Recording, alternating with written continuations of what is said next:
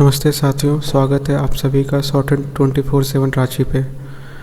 मैं यह video generally उन स्टूडेंट्स के लिए बनाया हूँ जो एसएससी के खराब व्यवस्था का शिकार हो गए हैं और जिनका स्किल इस वजह से ख़राब हो गया है।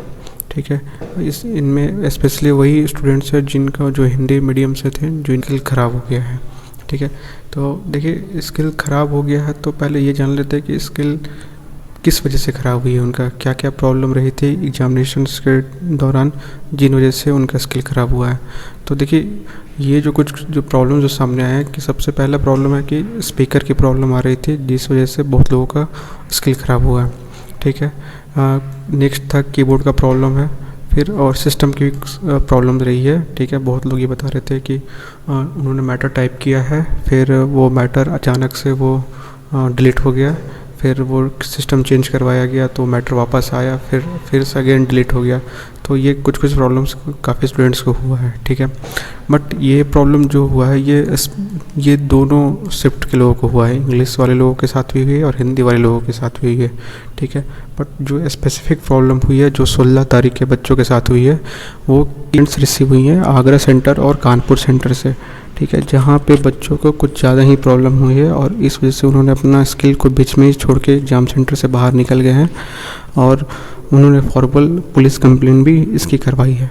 ठीक है, तो चलिए ये तो रही बात कि एक स्किल के दौरान बच्चों को क्या क्या प्रॉब्लम्स हुई हैं। ठीक है, तो देखिए इसमें से मैं बता दूं कि बच्चे दो भाग में बटे होंगे। जो हिंदी, पहले तो उनकी बात कर लेते हैं जो इंग्लिश से हैं। इंग्लिश में आई थिंक मुझे नहीं लगता कि किन्हीं को कोई प्रॉब्लम हुई है।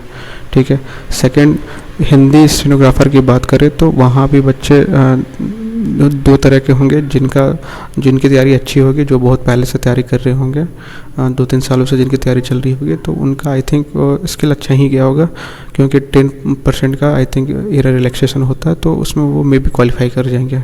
ठीक है, प्रॉब्लम स्पेशली उन बच्चों को हुई है जो नए थे यहाँ पे, जो 6-7-8 महीने से तैयारी कर रहे थे और उनका थोड़ा सा, क्योंकि अगर आप जस्ट 80-90 पे लिख रहे हैं तो टफ मैटर आप नहीं लिख पाएंगे। ठीक है, ये जाहिर सी बात है। चल तो फिर हम थोड़ा सा इस हिस्ट्री में चलते हैं कि क्या री स्किल पहले भी हुई है, क्या ये पहली एसएससी ने पहले अपनी गलती मान के क्या री स्किल करवाई है। तो इसकी चलिए पहले बैकग्राउंड देख लेते हैं कि री स्किल का बैकग्राउंड क्या रहा है एसएससी में। तो देखिए सबसे पहला जो री स्किल करवाया गया था वो 2017 में हुआ था। ठीक है, उस समय इंग्लिश स्टेनोग्राफर की जो मैटर आई थी वो उन्होंने बहुत ही टफ प्रेसिडेंशियल मैटर की तरह बोल रखा था, तो उस वजह से बच्चे लिख नहीं पाए थे और बहुत मैटर टफ था। तो सबसे पहला जो हिस्ट्री में आता है कि सबसे पहला जो री स्किल जो मेरे नॉलेज में वो 2017 में कैंसिल हुआ था। ठीक है, अगेन फिर 2017 में फिर से री स्किल हुआ था, फिर वो अच्छा हुआ था। वो मैटर उन्होंने फिर वो पार्लियामेंट्री ले आया था तो मैटर थोड़ा सा ईजी हो गया था। ठीक है, नेक्स्ट जो री स्किल जो रिसेंट में हुआ है वो री स्किल हुआ है 2022 में री स्किल हुई थी। अगेन सेम प्रॉब्लम, ये उस बार हिंदी वालों का थोड़ा स्किल अच्छा आया था बट इंग्लिश वालों के साथ दिक्कत ये हुई थी कि उन्होंने एक वे कह सकते हैं कि विकिपीडिया की ऐसे चलाती थी जो टर्किश वल्चर और ऐसा ही कुछ समथिंग था, टर्किश वल्चर पे उन्होंने ऐसे चलाती थी। तो इस वजह से वो साल जो 120 पे भी बच्चे जो लिख रहे थे इंग्लिश वाले वो भी नहीं लिख पाए थे और साथ ही साथ में उस बार स्पीकर्स की भी काफ़ी इशू रही थी जो पूरे इंडिया में रही थी और हैदराबाद रीजन में तो वहाँ के बच्चे ने पूरा प्रोटेस्ट कर दिया था। वो बीच एग्जामिनेशन के दौरान ही सेंटर से बाहर निकल गए थे। तो ये री स्किल की हिस्ट्री रही है कि एसएससी ने कब कब री स्किल करवाया है। ठीक है, तो देखिए ऐसा नहीं है कि री स्किल नहीं हुआ है, री स्किल पहले भी करवाया गया है। अभी बच्चे जो फिर से जो री स्किल की मांग कर रहे हैं तो वो पहले ये देखना होगा कि प्रॉब्लम उस लेवल का है। ठीक है, अगर आपको लगता है प्रॉब्लम उस लेवल का है तो आप डेफिनेटली री स्किल के लिए वॉइस अपनी रीच कर सकते हैं। तो चलिए, तो आप लोगों को करना क्या पहले ये मैं बता दूँ। देखिए ये पहला काम तो सब लोगों को करना है और दूसरा काम उन बच्चों को करना है जो दिल्ली के रहने वाले हैं। तो पहला काम ये है कि सबसे पहले आप लोग सब लोग को मेल करना है, ये सब लोगों को करना है। ठीक है, मेल आईडी कहाँ करना है ये मैं लास्ट में बता दूंगा आप लोगों को। दूसरा कि आप लोग को अपना जो दिल्ली के लोग हैं ये स्पेशली उनके लिए, ठीक है, तो उनको क्या करना है कि जिन बच्चों को दिक्कत हुई है वो क्या कर सकते हैं कि अपना हार्ड कॉपी रिप्रेजेंटेशन की कॉपी बनाइए, एप्लीकेशन लिखिए, उसी को रिप्रेजेंटेशन कहते हैं। वो अपनी एप्लीकेशन लिखिए, ठीक है। उसकी हार्ड कॉपी को आप जाके एसएससी के जो सेंट्रल ऑफिस है जो है सीजीओ कॉम्प्लेक्स दिल्ली में है, वहाँ पे जाके सबमिट करवाइए। ये उन लोगों के लिए जो दिल्ली में है, ये वो काम कर सकते हैं, ठीक है।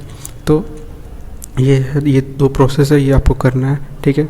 नेक्स्ट अब मैं आपको बता रहा हूँ कि आप लोगों के जो रीजनल सेंटर है, ठीक है, आप वहाँ पे भी मेल डालिए, ठीक है। जिनको लगता है कि प्रॉब्लम हुई है तो आप रीजनल सेंटर में भी आप मेल डालें। और अगर रीजनल सेंटर से जो क्लोज रहते हैं तो वो अपनी हार्ड कॉपी की रिप्रेजेंटेशन वो वहाँ पे जाके दे सकते हैं, ठीक है। तो चलिए मैं आपको मेल डालनी है वो मैं आपको बता देता हूँ, ठीक है। ध्यान रखिएगा कि जितने ज़्यादा लोग जाएंगे ये आपके री स्किल अगर करवाना चाहते हैं तो उनके चांसेस बढ़ेंगे, ठीक है। चलिए मैं आप लोगों को वो नंबर बता देता हूँ जहाँ पे आप फ़ोन कर सकते हैं या मेल कर सकते हैं, ठीक है। तो ये देखिए, ये सेंट्रल रीजन प्रयागराज का ये नंबर है, जहाँ पे आप लोग देख सकते हैं इसको, यूपी बिहार का है। जहाँ ये मैं उनके लिए निकाला हूँ क्योंकि सबसे ज़्यादा दिक्कत आगरा के सेंटर में हुआ था, तो आगरा का सेंटर यहीं पे आता है, ठीक है।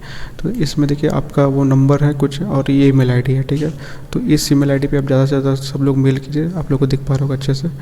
तो ज़्यादा से ज़्यादा आप लोग इस ईमेल आईडी पे मेल करना है आप लोगों को। और जो दिल्ली में जो लोग हैं वो जाइए अपना रिप्रेजेंटेशन डालिए, ठीक है। आप जो भी रिप्रेजेंटेशन डालते हैं वो डायरेक्टली और इनडायरेक्टली एसएससी के जो अंडर सेक्रेटरी वहाँ पे जो रहते हैं, डीओपीटी के जो अंडर सेक्रेटरी रहते हैं उनके टेबल तक पहुँचता है, ठीक है। और ये जब टेबल तक पहुँचता है, क्योंकि जितने भी डाक आते हैं वो उनके टेबल तक पहुँचती है और उनको देखना उनकी मजबूरी होती है, उस पर उनको क्या एक्शन लेना रहता है वो या तो डिस्पोज करेंगे या कुछ एक्शन लेंगे, तो वो कुछ ना कुछ करना होता है उनको। तो ये था मेरी तरफ से कुछ स्टेप्स। आई होप ये आप लोगों को हेल्पफुल होगा। और फिर जैसा होता है आप लोग टेलीग्राम ग्रुप में आप लोग जुड़ जाइए और वहाँ पे अपना अगर कुछ और दिक्कत होती है तो मैं वहाँ पे कुछ हेल्प कर पाऊँगा। ये थे कुछ स्टेप्स मेरे तरफ से। उम्मीद करता हूँ आप लोग को हेल्पफुल होगा ये चीज़। और आप लोग टेलीग्राम के ग्रुप में जुड़ जाइए, वहाँ और भी कुछ आपकी क्वेरीज होगी तो मैं वहाँ पे हेल्प कर पाऊँगा आप लोगों को, ठीक है। Okay, thank you.